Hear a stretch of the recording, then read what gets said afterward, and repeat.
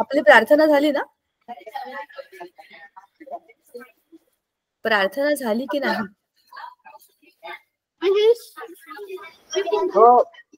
हो. मग हे अली विहीर आश्रम शाळेतली विद्यार्थी नाही का म्हणतात?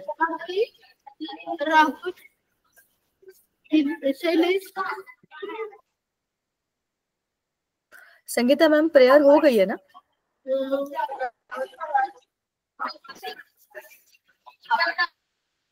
हेलो संगीता मैम, हमारी प्रेयर हो गई है ना? हाँ, प्रेयर हो गई मैम। हाँ, नहीं, मैंने बच्चों को पूछा, कुछ बच्चों ने हाँ कहा, कुछ बच्चों ने हाथ हिला के नहीं कहा. So I got little confused. चला मुलांनो, आपण अभ्यासाला सुरुवात करूया. आपापल्या ठिकाणी शांत बसा. तुम्ही काय करताय सगळं मला दिसतंय. ठीक आहे. आपण वर्गात बसलोय, त्याच्यामुळे जरा वर्गात बसतो तसेच बसूया. ठीक आहे ना? आणि अभ्यास करण्यासाठी बसलोय हे लक्षात ठेवून बसूया. तर जो विषय आणि ज्या मुद्द्यावर आपण डिस्कशन करू तो आहे सूक्ष्मजीव. तुमच्या आजूबाजूला कोणत्या कोणत्या सजीव वस्तू जरा मला सांगा बरं जरा. आता तुमच्या आजूबाजूला तुम्ही जिथे आहात तिथे कोणत्या कोणत्या सजीव वस्तू आहेत? सजीव निर्जीव माहिती तुम्हाला? सजीव कोणत्या कोणत्या वस्तू आहेत किंवा सजीव घटक कोणते आहेत? वस्तू म्हणण्यापेक्षा घटक कोणत्या कोणते सांगा बरं जरा.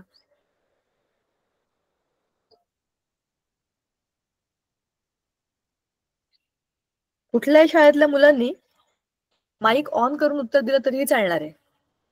आत्ता तुम्ही जिथे आहात वर्गामध्ये, तुमच्या शाळेमध्ये, तुमच्या आजूबाजूला असलेले सजीव घटक कोणते सांगा.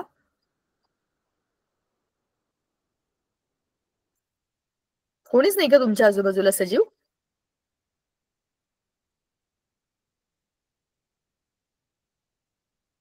प्रश्न समजला? तुम्ही तुमच्या शाळेमध्ये, तुमच्या वर्गामध्ये जिथे आता आहात तिथे तुमच्या आजूबाजूला असलेले सजीव कोणकोणते आहेत? प्रश्न समजला? पटकन उत्तर द्या.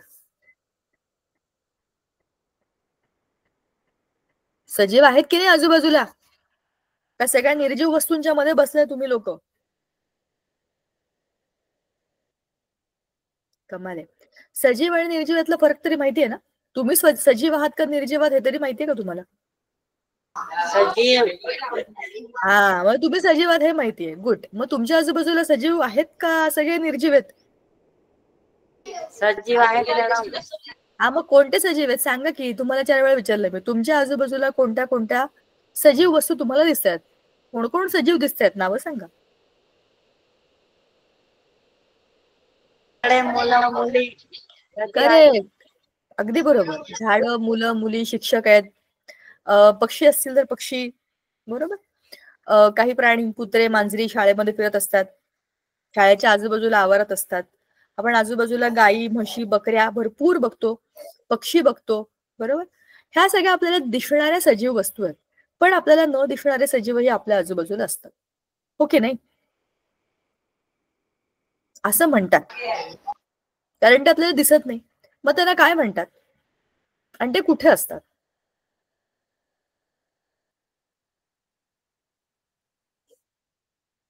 जे सजीव आपल्या आजूबाजूला असतात पण आपल्याला दिसत नाही त्यांना काय म्हणतात?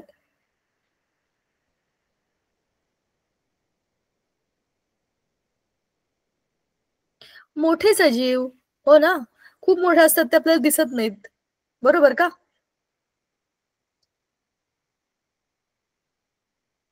आपल्या डोळ्यांना ज्या वस्तू दिसत नाहीत त्यांना आपण काय म्हणतो? सूक्ष्म. मग असे जीव जे आपल्याला दिसत नाहीत पण आपल्या आजूबाजूला आहेत त्यांना आपण काय म्हणूया? सूक्ष्मजीव. सूक्ष्मजीवांचा अभ्यास हा आपला आजचा विषय. हे सूक्ष्मजीव आपल्या आजूबाजूला असतात का?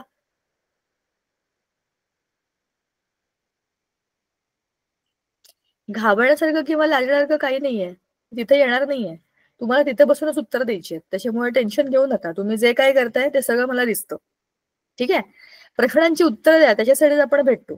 प्रश्न असा आहे, आपल्या आजूबाजूला सूक्ष्मजीव असतात असं म्हणतात, तुम्हाला काय वाटतं? असतात का?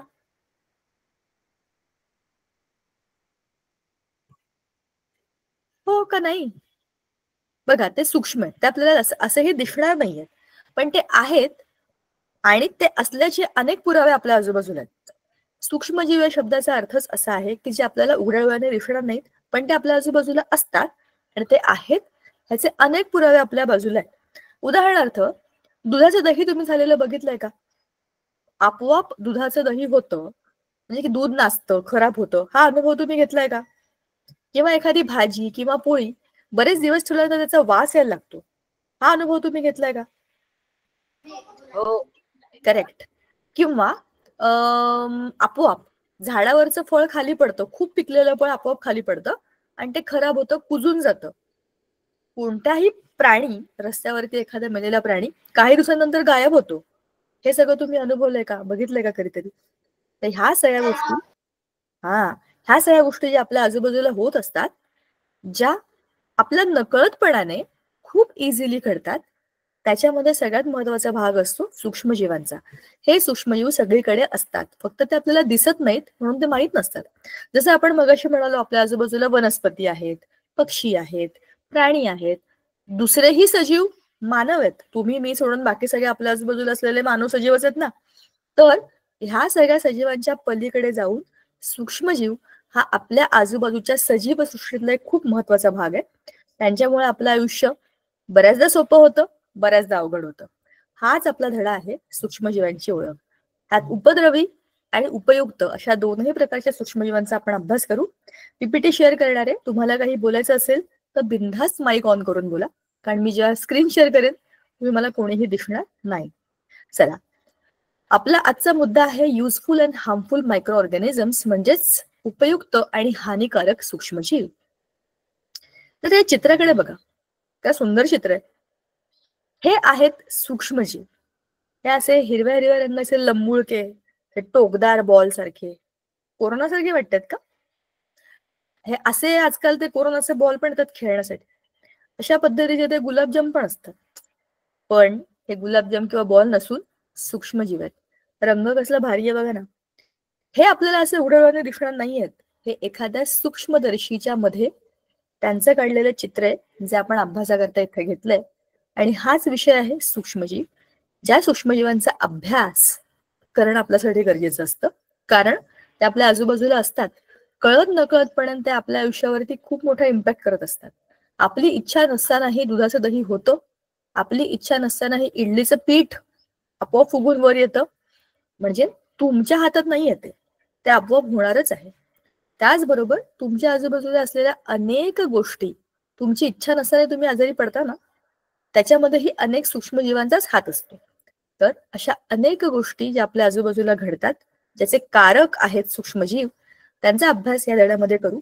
शिवाय ही जी एक खूप महत्वाची ब्रँच आहे, त्याला म्हणतात मायक्रोबायोलॉजी, ह्याची सुरुवात आपल्याला 9वीत झालेली आहे.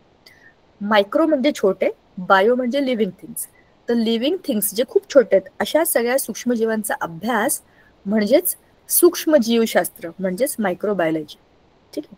बघा त्याच्यात काय, उपयुक्त आणि हानिकारक सूक्ष्मजीव.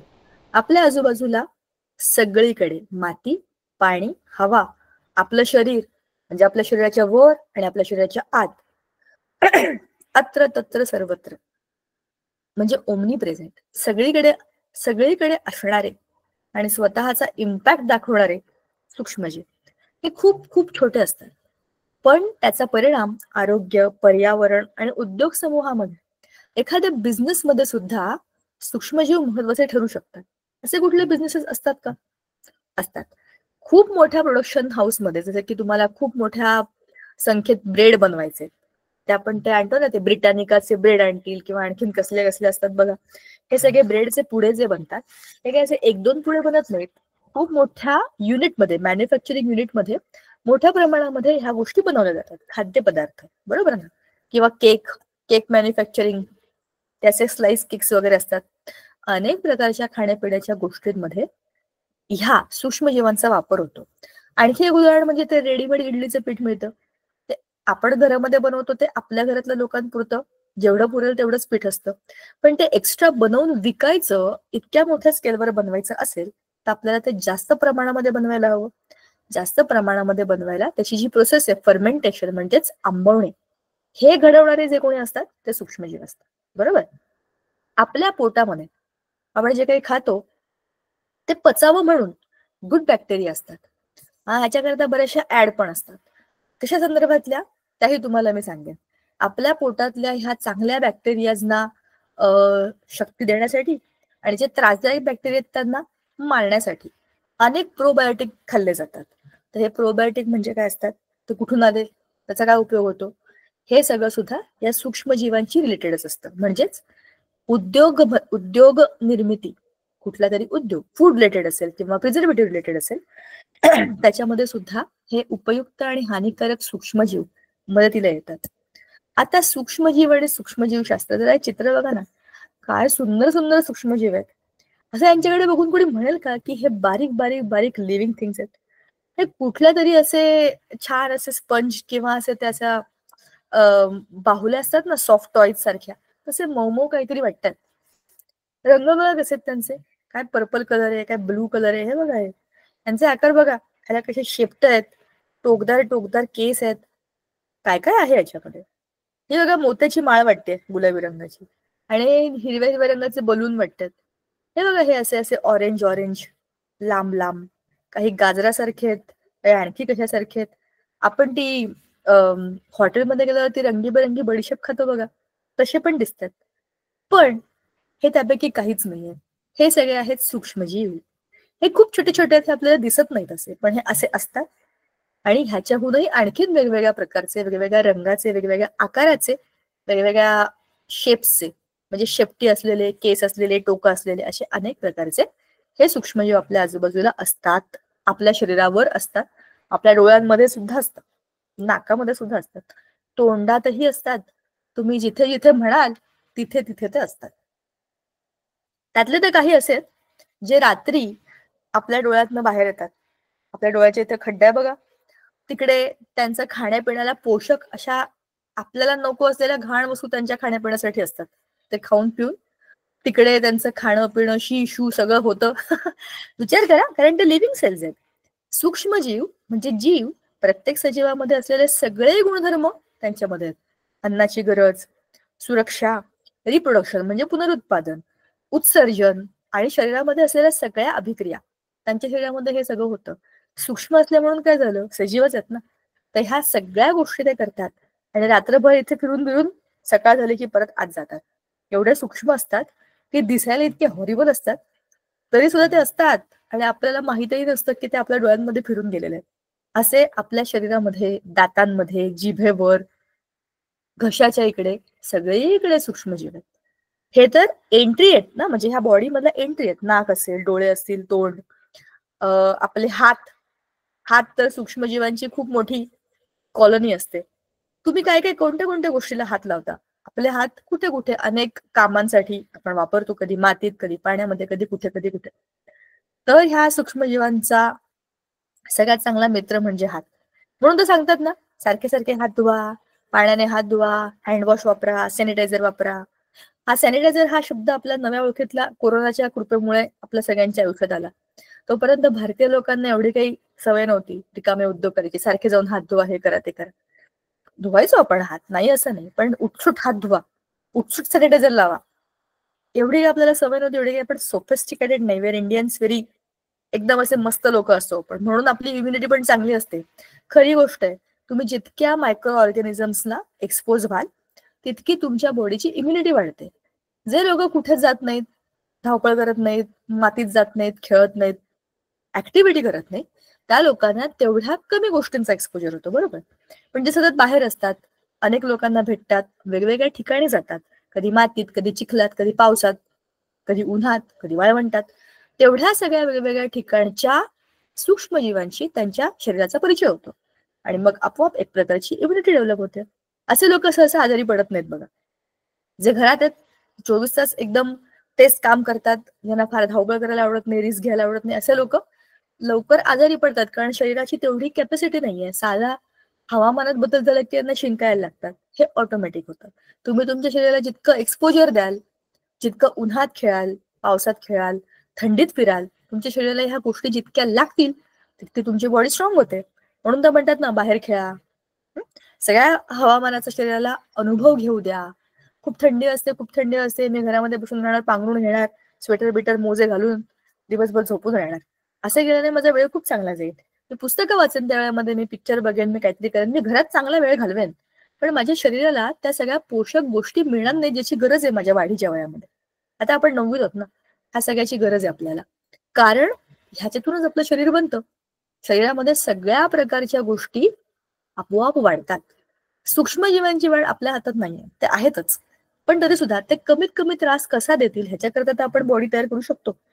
तर हे सूक्ष्मजीवशास्त्र म्हणजे काय, तर जीवाणू, विषाणू, बुरशी आणि प्रोटोझोआ हे सगळे सूक्ष्मजीव आहेत आपल्या आजूबाजूला.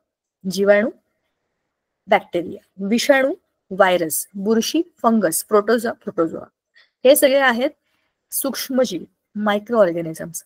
ह्या सगळ्यांचा सिस्टमॅटिक सायंटिफिक स्टडी म्हणजे सूक्ष्म जीवशास्त्र, ज्याचा एक सुरुवातीचा भाग आपण आता बघतो. तर सूक्ष्मजीव बघा, रंगीबेरंगी, वैविध्यपूर्ण, आकर्षक, काही त्रासदायक, काही उपयुक्त, जे आपल्या उघड्या डोळ्यांना बघता येत नाहीत, ते खूप छोटे असतात पण ते असतात. मायक्रो बायोम, सूक्ष्मजीवांचे जटिल समुदाय जे मानवी शरीरात आणि त्यावर राहतात, आरोग्यामध्ये ते महत्वाची भूमिका बजावतात. मायक्रो बायोम, तर त्या ग्रुपचंच नाव आहे, त्या मायक्रो ऑर्गॅनिझमचं एक कॉम्प्लेक्स स्ट्रक्चर आहे, त्याच्यामध्ये अनेक प्रकारच्या प्रजाती आहेत सूक्ष्मजीवांच्या, ज्यांचा आपल्या शरीरावरती परिणाम होतो, आपला त्यांच्या शरीरावरती परिणाम होतो. आपल्यामुळे त्यांचं आयुष्य पूर्ण होतं काही वेळेला, आणि काही वेळेला त्यांच्यामुळे आपलं. उदाहरणार्थ व्हायरसचं आपण उदाहरण घेऊया. विषाणू, आपल्या 8वीच्या एका धड्यामध्ये रोग आणि स्वास्थ्य असा एक धडा आहे, स्वास्थ्य आणि रोग. त्या धड्यामध्ये आपल्याला अनेक सूक्ष्मजीवांची माहिती, जीवाणू, विषाणू ह्यांच्याबद्दलची माहिती दिली. तुमच्या लक्षात असेल तर जीवाणू म्हणजे बॅक्टेरिया आणि विषाणू म्हणजे व्हायरस, यातला काही संबंध तुमच्या लक्षात येतो का? दोघेही मायक्रो ऑर्गॅनिझम्स, सूक्ष्मजीव आहेत, पण विषाणू जे असतात ना, ते असे बाहेर कुठेतरी जेव्हा पडलेले असतात तेव्हा ते ऑलमोस्ट डेड असतात, म्हणजे निर्जीव वस्तूंसारखे, एखाद्या मातीचा कण कसा पडला असेल तसे पडलेले असतात. जोपर्यंत ते त्यांच्या होस्ट सेलमध्ये जात नाही, म्हणजे होस्ट सेल बॉडीमध्ये जात नाही, तोपर्यंत ते तसे निर्विकार पडलेले असतात. पण जेव्हा ते त्यांच्या होस्टच्या बॉडी जातात तेव्हा ते सजीवासारखं काम करतात. सजीव आणि निर्जीवांच्या मधली जॉईनिंग कडी असं आपण त्यांना म्हणतो, कोणाला? व्हायरस असणार. तर त्यांचा जो काही जीवनक्रम आहे तो पूर्ण करण्याकरता त्यांना आपली गरज पडते, म्हणजे इतर सजीवांची गरज पडते. म्हणजे त्यांचंही आयुष्य आपल्यावर अवलंबून आहे आणि आपलं आयुष्य त्यांच्यावर खूप जास्त पद्धतीने अवलंबून आहे, बरोबर?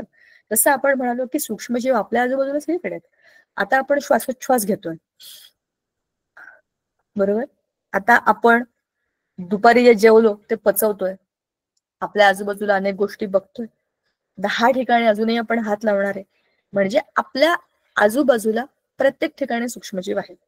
जी श्वास म्हणजे जी हवा आपण आत घेतली श्वासाद्वारे, त्यातही अनेक सूक्ष्मजीव आपण आपल्या शरीरामध्ये एंटर करवलेत. जे काही जेवलोय आपण त्या अन्नाद्वारेही काही सूक्ष्मजीव आपल्या पोटात गेलेले, काही आपल्या पोटात ऑलरेडी राहत आहेत. तर असा हा एकत्रित परिणाम आहे मायक्रोबायोम. आता सूक्ष्मजीवांचा वापर, आपल्याला ह्या मुद्द्यामध्ये सूक्ष्मजीवांचा वापर आपण कुठे कुठे करतो आणि का करतो याचा अभ्यास करायचा. बघा, अन्न उत्पादनाच्या, जसं आपण मगाशी म्हणालो की खूप साऱ्या कंपनीज फूड प्रोडक्शन करतात. जसं पिझ्झा, तुम्ही जर पिझ्झा खाल्ला असेल तर त्या पिझ्झाचा जो बेस असतो तो मैद्याचा बनवलेला असतो आणि तसा फुगलेला असा मऊ असतो. तो पिझ्झा खायला, खरं तर पिझ्झा हे काही इंडियन फूड नाहीये आणि ते आपल्यासाठी हेल्दी पण नाहीये, पण ते काय, आपल्याला दुसऱ्यांचं सगळं छान वाटतं, म्हणजे आपल्यापेक्षा आपल्या मैत्रिणीचा डबा आपल्याला टेस्टी वाटतो. आपली पण मटकीची उसळ आणि तिची पण मटकीची उसळ असेल तरी सुद्धा तिची उसळ जास्त टेस्टी वाटते. तसंच आहे ना, आपल्या देशातल्या जेवणाचं कौतुक इतर देशातल्या लोकांना आहे आणि त्यांच्याकडचं जे कोरडं, कसंच्या कसं, अनहेल्दी, त्यांना पर्याय नाही म्हणून ते खातात, आपल्याला हौस आहे म्हणून आपण खातो. तर अशा पद्धतीचं हे जे सगळं अन्न आहे, जे मैदा फुगवून बनवलेलं आहे, ते सगळं ह्या अन्न उत्पादनांच्या कंपन्यांमध्ये बनवलं जातं. त्या पिझ्झा बेसचे सगळे कारखाने असतात, त्याच्यामुळे ते पिझ्झा बेस बनवतात. त्या 3-3चा सेट करून कुठल्या पण बेकरीत तुम्हाला मिळेल. बेकरी प्रोडक्ट्स जसे की आपण मगाशी म्हणालो की बिस्किट्स, ब्रेड, लादीपाव, ह्या सगळ्यामध्ये यीस्ट नावाचं एक काय म्हणतात त्याला, किण्वन करणारी प्रक्रिया म्हणजेच त्याला फर्मेंटेशन म्हणतात.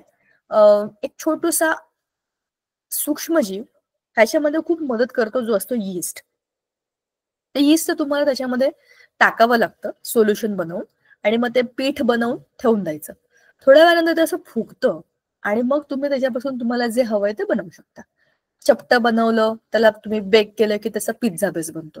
गोल गोल गोळे बनवले टाकले की त्याचे पाव बनतात, लादी पाव.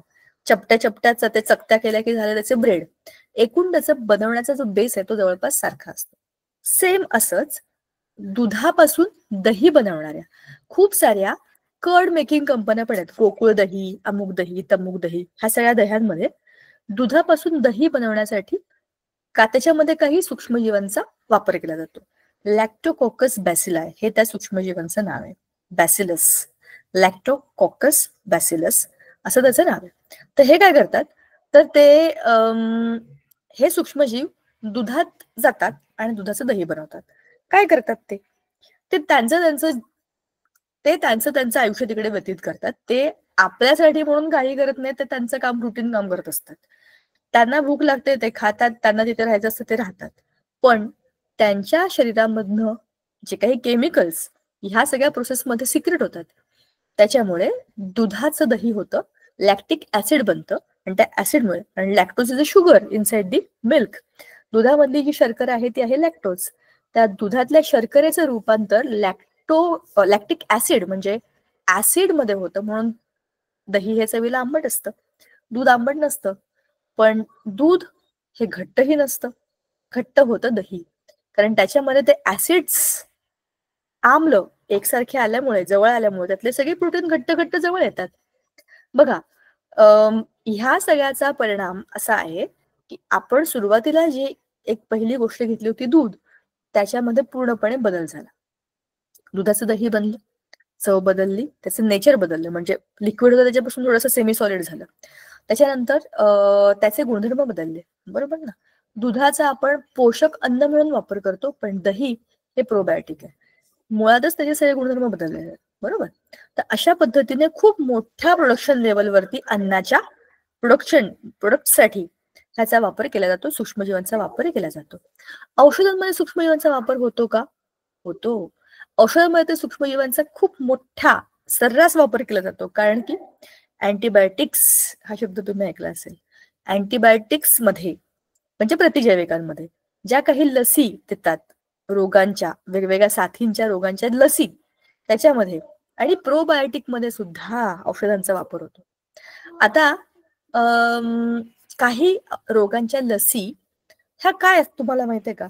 समजा एखादा रोग आहे, त्याच्यावरती एक्स नावाचा एक बॅक्टेरिया त्याला कारणीभूत आहे, तर तो एक्स नावाचा बॅक्टेरिया त्याच्यावरती काही प्रक्रिया करून त्याला आपण निरुपद्रवी केलंय, त्याच्यामधले सगळे हानिकारक त्याच्यातले गुण डॅमेज करून टाकले आपण. पण त्याला जेव्हा आपण एखाद्या माणसाच्या शरीरामध्ये टाकू इनॅक्टिव्ह करून, तेव्हा आपल्या शरीराला समजेल की ओ हो हा आहे का, हा म्हणजे आता याच्याकरता मला हे बनवायला पाहिजे.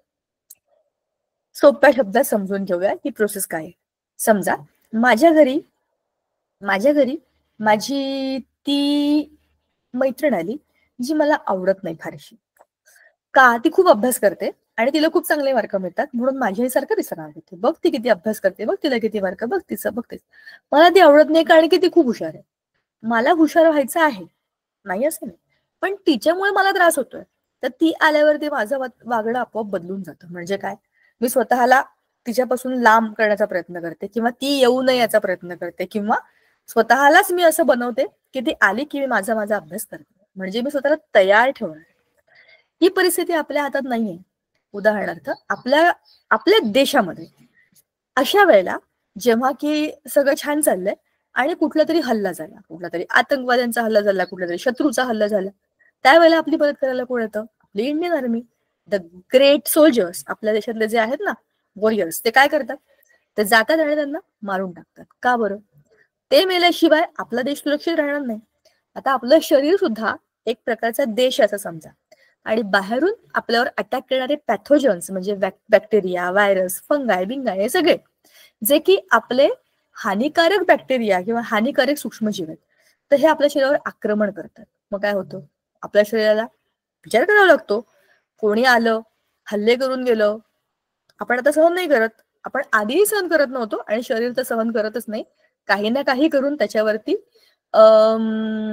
बाहेर पडण्याचा प्रयत्न प्रत्येक सजीवाला करायलाच पाहिजे असतं. तर आलाय, मारलाय, मी मेलो, काम संपलं, असा विचार करत नाही शरीर. शेवटपर्यंत प्रयत्न करत असतं, काहीही होऊ दे, पण ते लढणं थांबवत नाही. बघा, ह्याच्यामधूनच उत्क्रांतीचा शोध लागला. तो मुद्दा वेगळा आहे, पण स्टोरी एकच आहे. पण सांगायचं तत्व असं आहे की आपल्या शरीरामध्ये जेव्हा अशा बाहेरच्या पॅथोजन्सची एंट्री होते आणि आपण आजारी पडतो, तेव्हा आपल्या शरीरातली आर्मी म्हणजे आपले WBC ते कामाला लागतात आणि ते त्या सगळ्यांना मारतात. आणि मग त्या मारामारीमुळे काय होतं, आपल्या शरीरामध्ये असे केमिकल्स प्रोड्यूस होतात ज्याचा उपयोग पुढच्या वेळेला जेव्हा येतात तेव्हा आमच्याकडे हे तयार आहे. समजा समोरच्या माणसाने गन आणली आहे मारायला, तर तुम्ही काय चाकू घेऊन जाणार तिकडे? तुम्हाला गनच घेऊन जायला पाहिजे की नाही? त्याला लगेच मारायचं आहे. सांगायचा मुद्दा, समोरच्या माणसाकडे जे शस्त्र आहे ते तुम्हाला तोडून त्याला मारण्याकरता उपयुक्त शस्त्र बनवायचे. तेच काम अँटीबायोटिक्सचं असतं. म्हणजे समोरचा जो कोणी आपल्या बॉडीवर अटॅक करणारा पॅथोजन आहे त्याला मारण्याकरता माझ्याकडे आधीपासून शस्त्र तयार आहे, ते तयार आहे. तो आला की माझं शस्त्र मी काढणार, तो मेलाच पाहिजे. सारखं सारखं क्लायमेट चेंज होत असतो आपल्या बरोबर. तुम्ही बघा, उन्हाळ्यात पाऊस पडतो, पावसाळ्यात ऊन पडतो, हिवाळ्यात पाऊस पडेल आता. म्हणजे कुठल्याही ऋतूमध्ये काहीही सुरू आहे सध्या आपल्याकडे. पण कोणत्याही बदलामध्ये बघा, मी तुम्हाला मगाशी पण म्हटलं, थोडासाही बदल झाला तरी शिंकाळणारे लोक असतात आणि किती बदल होतो त्यांना काहीच होत नाही असेही लोक असतात. त्यांच्या शरीरामधले WBC खूप स्ट्रॉंग असतात. त्यांच्याही शरीरावरती ते पॅथोजन्स अटॅक करतात, कारण ते पण त्याच एन्व्हायरमेंटमध्ये राहतात. एकाच घरातल्या 4-5 लोकांमध्ये बघा, एखादा सारखा आजारी पडतो, एकाला काहीच होत नाही. सख्ख्या बहीण भावंडांमध्ये सुद्धा हा फरक असेल. तुम्ही आणि तुमचे बहीण भाऊ ह्याच्यामध्ये जरा चेक करून बघा, जास्त आजारी कोण पडतं, तुम्ही का तुमचे भाऊ बहीण? जे जास्त आजारी पडतात त्यांची इम्युनिटी डेव्हलप होते असं समजा. जे आजारी पडतच नाहीत त्यांच्या बॉडीमध्ये ऑलरेडी सगळी शस्त्र तयार आहेत. म्हणजेच आजूबाजूला असलेल्या हवेतल्या सगळ्या पॅथोजन्सचा परिणाम सगळ्यांवर होतो. काही लोक त्यांचे हल्ले परतवून लावू शकतात, काही लोक शिकत असतात आणि काही लोकांना जेव्हा ते येत नाही तेव्हा डॉक्टरकडे जाऊन इंजेक्शन घ्यायची वेळ येते. It's okay.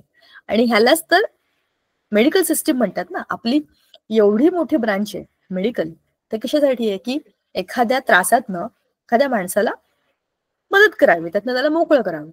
ह्याच्यासाठीच हे अँटीबायोटिक्स दिले जातात. तर ह्याच्यामध्ये इनऍक्टिव्ह असे हे मायक्रोब्स आपल्या बॉडी सोडतात. इंजेक्शन देतात म्हणजे काय करतात, नुसते सुई टोचत नाहीत, त्याच्यामध्ये लिक्विड असतं. त्या लिक्विडमध्ये काही विशिष्ट प्रमाणामध्ये ह्या गोष्टी आपल्या शरीरामध्ये टाकल्या जातात आणि मग आपलं शरीर तयार होतं. आणि तेच औषध म्हणजे इंटरनल औषध ते बाहेर येणाऱ्या पॅथोजन्स वरती वापरून आपल्याला वाचवतं. अशी एक फॅन्टॅस्टिक सिस्टीम आहे ती. तर ही औषधं ओरल ड्रॉप्स पण असतात. तुम्ही बघितलं असेल पोलिओ ड्रॉप्स किंवा वॅक्सिन्स म्हणजे इंजेक्शन्स. ते पोलिओचे वॅक्सिन्सचं माहिती आहे ना तुम्हाला, पायाबियात पण देतात. सो ही सगळी औषधं तुम्ही पण घेतलीत लहानपणी, ती आम्ही पण घेतलीत लहानपणी. म्हणून ह्या पोलिओ सारख्या रोगांचा प्रादुर्भाव आता कमी झालाय. आता पूर्वी फार त्याचा बऱ्याच लोकांवरती इम्पॅक्ट झाला होता. पण कालांतराने जेव्हा ह्याच्या बाबतीतली सजगता, म्हणजे बघा औषधं नुसती असून उपयोग नाही ना, लोकांनी घेतली पाहिजे, तर त्याच्याबद्दलची जागृती आणि लोकांची त्याकडे बघण्याची दृष्टी, ह्या दोन्ही गोष्टींचा परिणाम म्हणून एवढा डेंजरस रोग बऱ्यापैकी आटोक्यात आलाय. ऑलमोस्ट नाहीच आहे बघा. तसंच आणखी एक रोग होता, काय बरं म्हणतात त्याला, कांजिण्या, चिकन पॉक्स. एखाद्याला वर्ग झाला ना की त्याच्यानंतर 4-5 लोकांना तो व्हायचाच. तो पण एक व्हायरल इन्फेक्शन आहे. त्या त्याचे जे व्हायरसेस आहेत ते बॉडी फ्लुइड्स मधनं ट्रान्सफर होतात. म्हणजे शिंका आली, ताप येतो त्याच्यामध्ये भरपूर, तापामुळे ते असे डोळ्यातनं पाणी बिणी असं काय काय आलं आणि त्याच्यामधनं तो व्हायरस गेला की तो ज्याच्याकडे गेला त्याला तो होतो. तर असे जे रोग आहेत ह्या सगळ्यांची वॅक्सिन्स आपल्याकडे ऑलरेडी येतात. ती नॅशनल सिस्टीम आहे आपली मुलांना वॅक्सिनेट करण्याची, लसीकरण योजना. त्याच्यामध्ये विशिष्ट कालांतराने ह्या सगळ्या वेगवेगळ्या रोगांवरती लसी आहेत. त्या सगळ्या छोट्या मुलांना गव्हर्नमेंट फ्री ऑफ कॉस्ट देतं. तुमच्या घरात किंवा आजूबाजूला छोटी मुलं असेल तर तुम्ही बघितलं असेल की ते 1.5 महिन्याचं झालं, 3 महिन्याचं झालं की त्यांच्या पायाला इंजेक्शन, हाताला ती पोरं रात्रभर रडत बसतात, कारण की ते इंजेक्शन तसंच असतं, कारण ते छोटे असतात. पण हे वॅक्सिनेशन म्हणजे औषध हा रोगांवर उपचार करण्याचा एक खूप महत्वाचा मुद्दा आहे. त्याच्यामध्ये आपलं शरीर तयार होतं. आता प्रोबायोटिक, ती प्रोबायोटिकची एक ऍड यायची, ती शिल्पा शेट्टी नावाची एक नटी आहे हिंदी मधली, ती योगा बिगा वगैरे असं करून सांगते की आपल्या शरीरामधल्या, आपल्या पोटामधल्या जे चांगले गुड बॅक्टेरिया आहेत त्यांना मदत व्हावी आणि जे बॅड बॅक्टेरिया आहेत ते मरावे, म्हणून तुम्ही प्रोबायोटिक घ्या. तर ते प्रोबायोटिक याकुल्ट नावाचं एक प्रोबायोटिक त्याची ऍड आहे, कधीतरी तुम्हाला दिसली युट्यूबवर तर बघा. पण त्या सांगायचा मुद्दा असा की त्याच्यामध्ये हे प्रोबायोटिक काय हे सांगितलं होतं. हे दुसरं तिसरं काही नसून आपल्या साध्या सोप्या भाषेमध्ये ऍक्टिव्ह केलेले गुड बॅक्टेरिया असतात. आपल्याकडे भारतीय पद्धतीमध्ये आपल्या जेवणामध्ये मी तुम्हाला म्हटलं ना, आपल्याकडची जेवणाची सिस्टीम ही बेस्ट आहे सगळ्या जगामध्ये. सगळ्या गोष्टी बॅलन्स असतात त्याच्यामध्ये. त्यात पण स्पेशली महाराष्ट्रीयन थाळी, त्याच्यामध्ये सगळे प्रोटीन, कार्बोहायड्रेट्स, फॅट्स, त्याच्यानंतर त्याच्यामध्ये आहेत सॅलेड्स म्हणजे कच्चं रॉ फूड.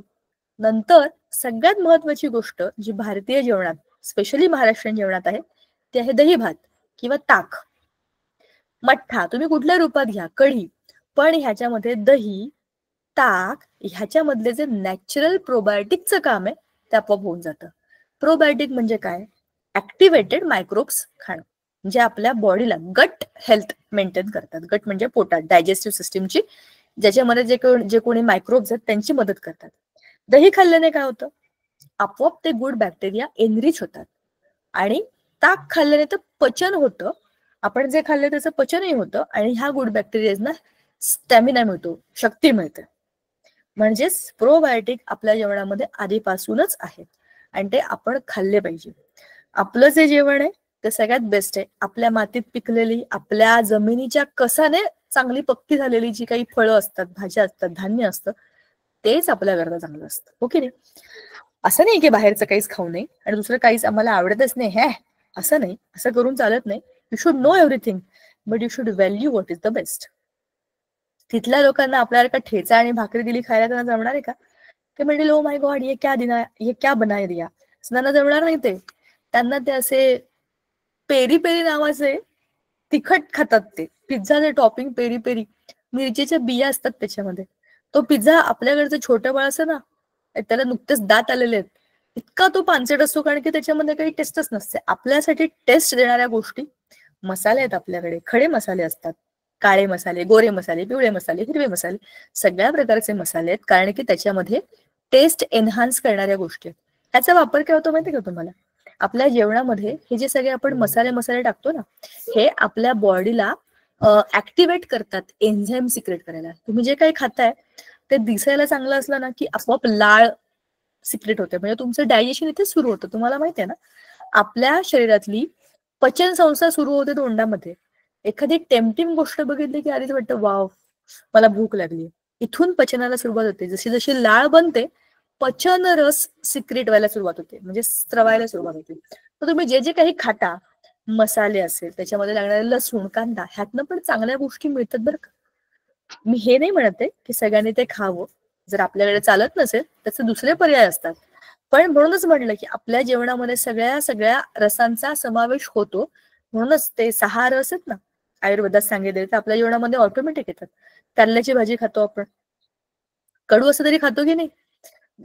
तुरट बिरट आवळा खातो, आवळ्याचं लोणचं पण करून खातात, नुसता आवळा नसेल खायचा तरी पण. म्हणजेच आंबट, गोड, तिखट, तुरट आणि खारट सगळ्या प्रकारच्या चवी हे आपल्या शरीराला आवश्यक आहेत, ज्या ऑटोमॅटिक आपल्या जेवणामध्ये येतात.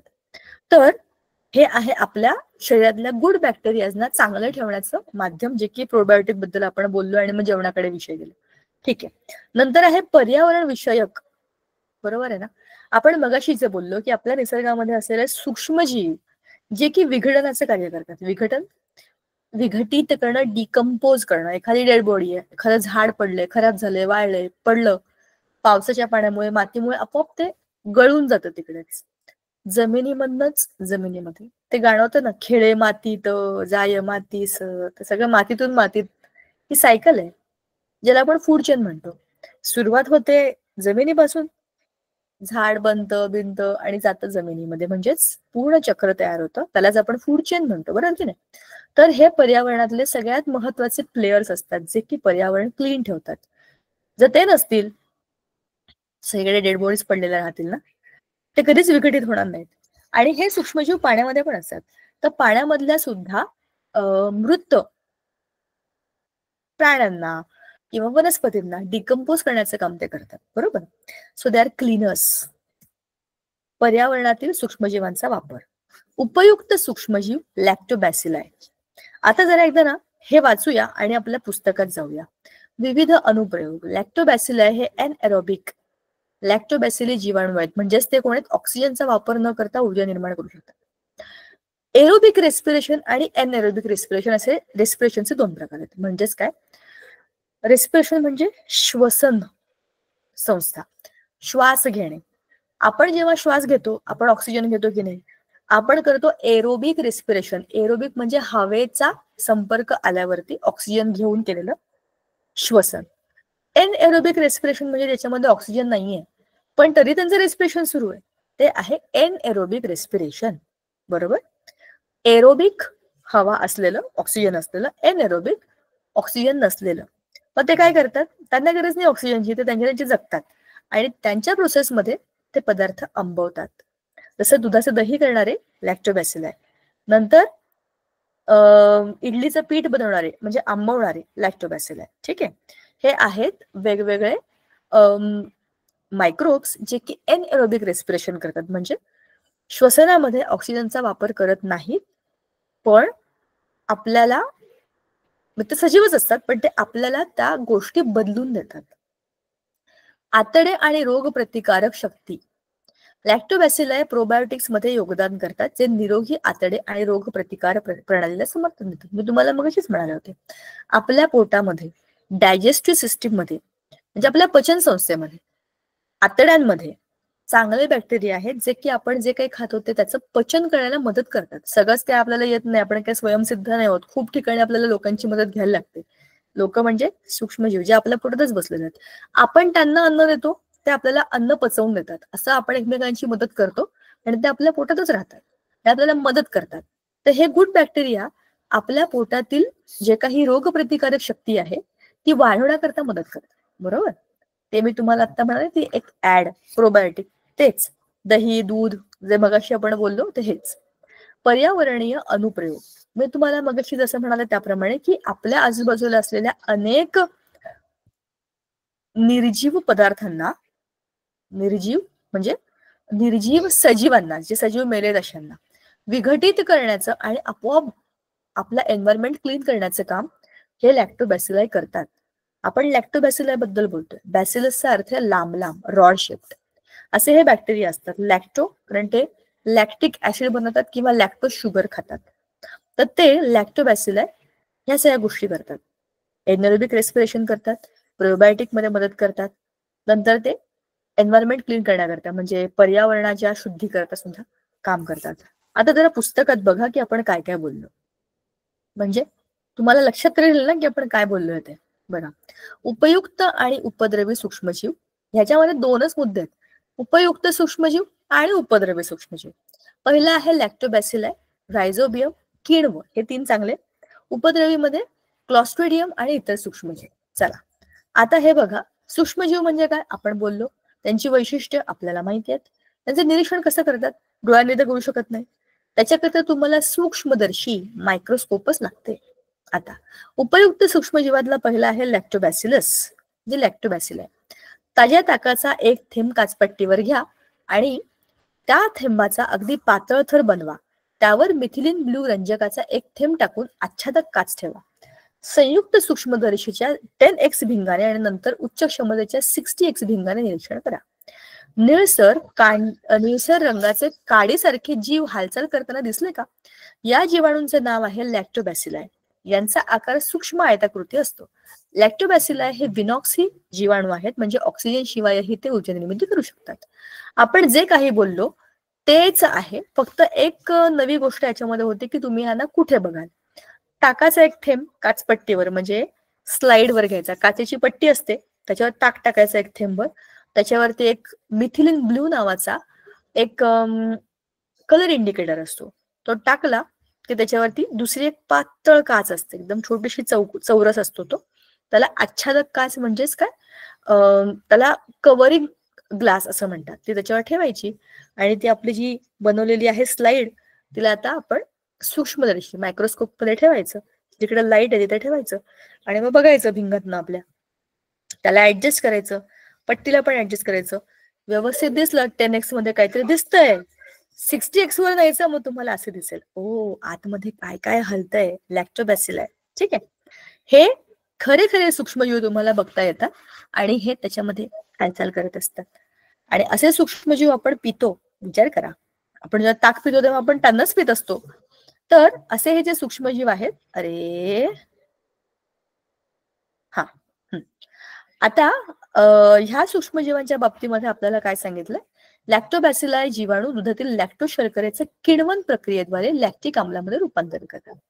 मग अशी आपण बोललो की नाही लॅक्टिक ऍसिड बनतं, तर ऍसिड म्हणजेच आम्ल. लॅक्टिक आम्ल कसं बनतं, ह्या लॅक्टोबॅसिलाई काय करतात, लॅक्टोज शर्करा, दुधामध्ये जी लॅक्टोज शर्करा आहे, किण्वन म्हणजे फर्टिलायझेशन, त्यामुळे दुधाचा सामू कमी होतो आणि दुधातील प्रथिनांचे क्लथन म्हणजे कोआग्युलेशन होते. त्यामुळे दुधातील प्रथिने इतर घटकांपासून वेगळे होतात. दुधामध्ये प्रोटीन्स असतातच, पण ते त्याच्यामध्ये असे पसरलेले असतात, युनिफॉर्म असतात. पण जेव्हा त्याच्यामध्ये दुधाचं दही होतं, म्हणजे त्याचा पीएच कमी होतो, सामू तो जेव्हा कमी होतो तेव्हा काय होतं, घट्ट घट्ट दही एका बाजूला जमा होतं, बाजूला त्याचं पातळ पातळ पाणी येतं. ते घट्ट काय असतं, तिथली प्रथिनं असतात. त्यालाच आपण काय म्हणतो, दही लावणे, म्हणजे दुधाचं दह्यात रूपांतर होणे. लॅक्टिक आम्लामुळे दह्याला विशिष्ट असा आंबट स्वाद येतो. त्याचा सामू कमी असल्याने दुधातील इतर घातक जीवाणूंचा नाश होतो. बरोबर, त्याला आंबट चव कशामुळे येते, ऍसिडमुळे येते. तुम्हाला माहिती आहे ऍसिड्स आर आंबट इन टेस्ट. आता हा अपचन झाल्यावर किंवा पोट बिघडल्यावर डॉक्टर दही किंवा ताक घेण्यास का सांगतात.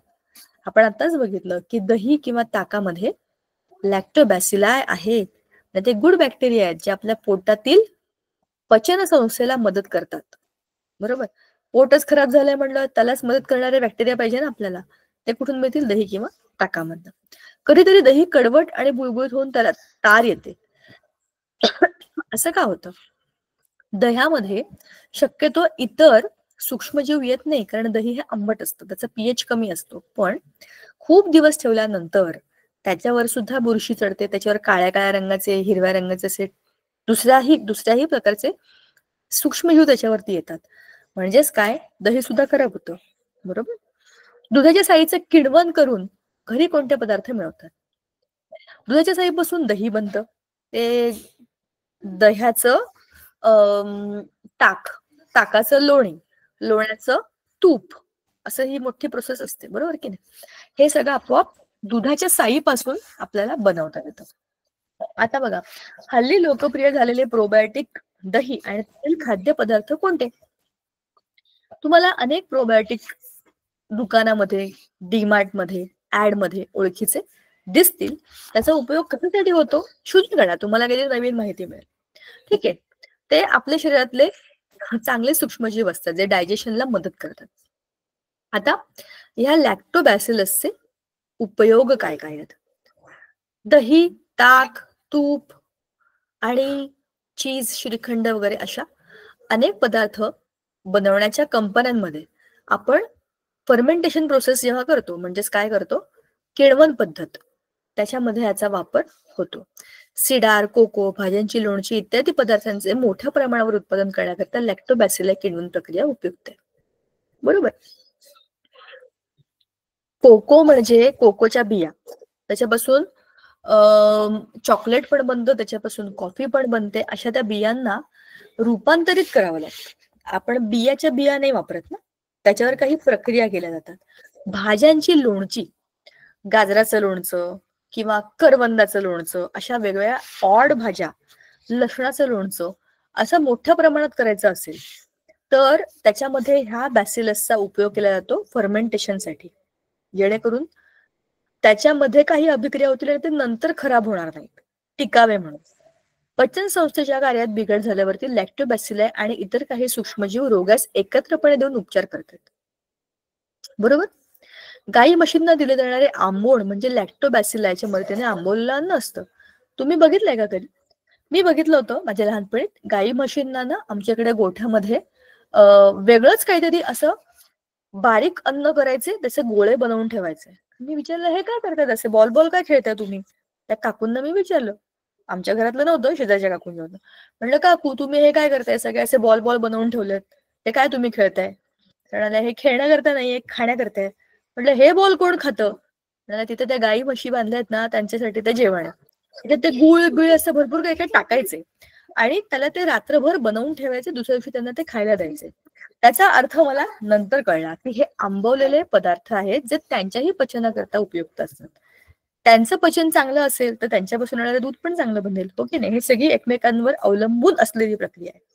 मद्यार्क निर्मिती, अरे ह्याला आपण कसं विसरू शकतो? ह्या जगात तर बरेचसे लोक या मद्यार्क निर्मितीवरतीच जगतात. अरे मद्य म्हणजे दारू, दारू दारू बनवण्याच्या अनेक कंपन्यांमध्ये याचा वापर होतो. आता हे काय बघा, तुम्हाला अंदाज असेल की द्राक्षापासून मदिरा निर्मिती होते. तर द्राक्षाचे जे काही फळं असतात त्यांना ठेवून सडवून त्याची फर्मेंटेशन प्रोसेस झाल्यानंतर ते दारू बनते. म्हणजे ती काही इतकी सोपी नाहीये जितकी सोपी ऍड मध्ये दाखवतात, आणि तशीही नाहीये जशी लोक ऍड मध्ये तिला समजतात. बऱ्याच ठिकाणी त्याचा उपयोग औषधासारखा केला जातो. बघा, आपल्या हातावर असलेली कुठलीही गोष्ट चांगलीही आणि वाईटही दोन्ही प्रकारे वापरता येते.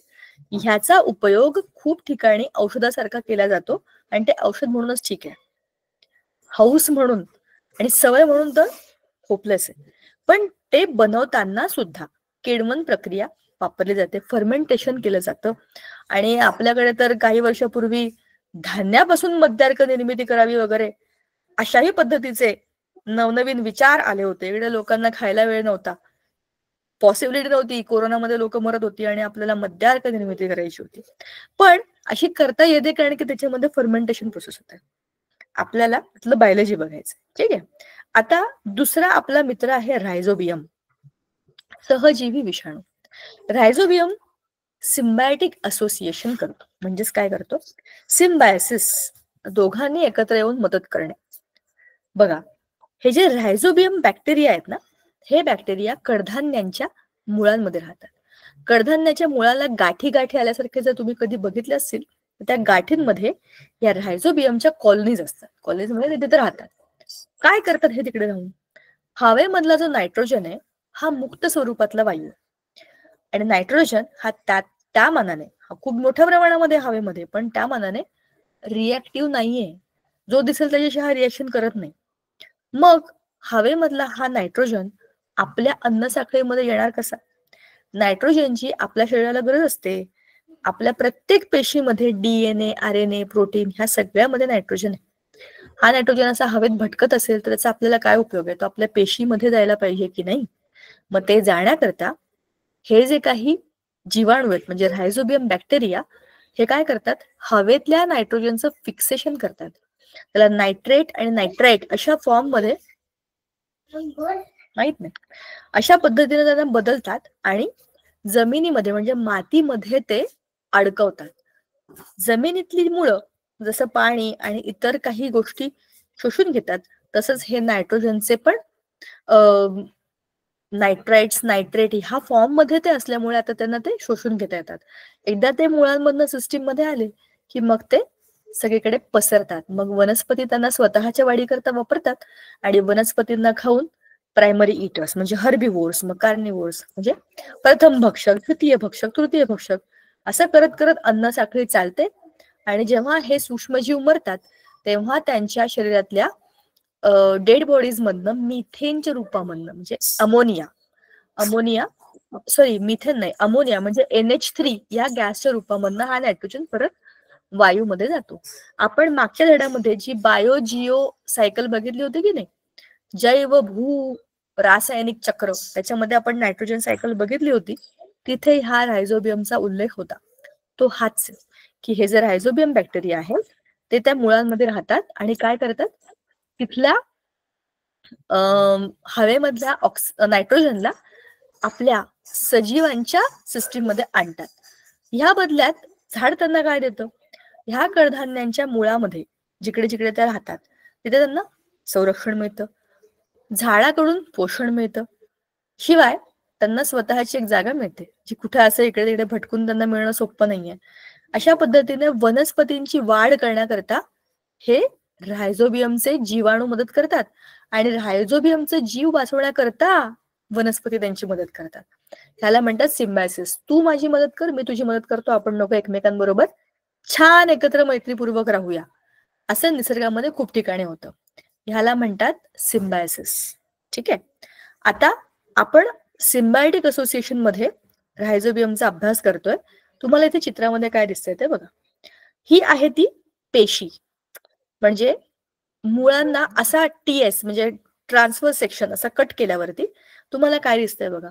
हे मधले झायलम, फ्लोएम हे त्यातले आजूबाजूचे सगळे घटक आहेत त्या मुळांमधले. इकडे तुम्हाला जे दिसतात ना कणसासारखे, ते कणस नाही आहेत, त्या गाठी आहेत. आणि त्या गाठींमध्ये जे पांढरे पांढरे दिसतात ना, ते आहेत आपले बॅक्टेरिया, ते आहेत आपले रायझोबियम बॅक्टेरिया. हे इथे मुळांमध्ये राहतात त्यांच्या कॉलनीजमध्ये, आणि इथे राहून ते काय करतात, स्वतःची मदत आणि झाडाची पण मदत. पेशी विभाजन वगैरे सगळं इथंच होतं, तिथेच राहतात, तिथेच ते मल्टिप्लाय होतात. आणि हा आहे तो रायझोबियम बॅक्टेरिया. पेशी विभाजन होतं बघा त्याचं. एका पेशीची दुसऱ्या 2 पेशींमध्ये डिव्हिजन होत आहे, आणि मग नवीन पेशी मोठ्या होणार, परत डिवाइड होणार. अशा पद्धतीने पेशी विभाजनातून नवीन नवीन पेशी बनतात. पण ही आहे रिप्रोडक्शनची प्रोसेस. आपण बघतोय त्या मुळांमध्ये असतात आणि त्यांचं काय काम असतं. हे जीवाणू पाहण्याकरता आपल्याला कडधान्यांच्या मुळावरील गाठी शोधाव्या लागतात, आणि वनस्पतींना रायझोबियमचा उपयोग होतो का नाही याचा विचार करावा लागतो. तो आपण ऑलरेडी केला. कसं बघायचं बघा, त्यांना सूक्ष्मदर्शीमध्ये बघण्याची पण एक प्रोसेस दिलेली आपल्याला. कुठे गेलं रे बघा. हे झालं की आपण आज थांबूयात. हा, आपला वेळ आजचा संपलाय ऑलरेडी, शेवटच्या 1 मिनिटामध्ये. कोणत्याही कडधान्याच्या रोपट्याचं 3 ते 5% हायड्रोजन पेरॉक्साईडच्या द्रावणाने निर्जंतुक करायचं. त्याला मुळांना धुवून टाकायचं हायड्रोजन पेरॉक्साईडने. 70% इथाइल अल्कोहोलच्या द्रावणामध्ये 4-5 मिनिटं भिजवत ठेवायचं इथाइल अल्कोहोल. बाकीच्या सगळ्या त्याच्या पेशी त्यातले डिझॉल्व्ह होतील. निर्जंतुक पाण्याने स्वच्छ करून गाठीचे अतिशय पातळ काप करायचे. एक चांगला काप सॅफ्रेनिनच्या द्रावणामध्ये 2-3 मिनिटं ठेवायचं. सॅफ्रेनिन ऑरेंज कलरचं असतं. काचपट्टीवर काप ठेवून आच्छादक काच त्याच्यावर ठेवायची. संयुक्त सूक्ष्मदर्शीने बघायचं. गुलाबी दांड्यांप्रमाणे दिसणारे जीव गुलाबी दांड्या मधल्या, ते आहेत आपले रायझोबियम. हे आपल्याला मदत करतात नायट्रोजन फिक्सेशनसाठी. त्याची महत्वाची भूमिका, महत्व, ह्या सगळ्या गोष्टी आपण पुढच्या वेळेला बघू. आज आपण रायझोबियमला अर्धवट इथंच थांबवू आणि पुढच्या वेळेला ह्या अभ्यासाच्या पुढच्या मुद्द्याकडे जाऊ.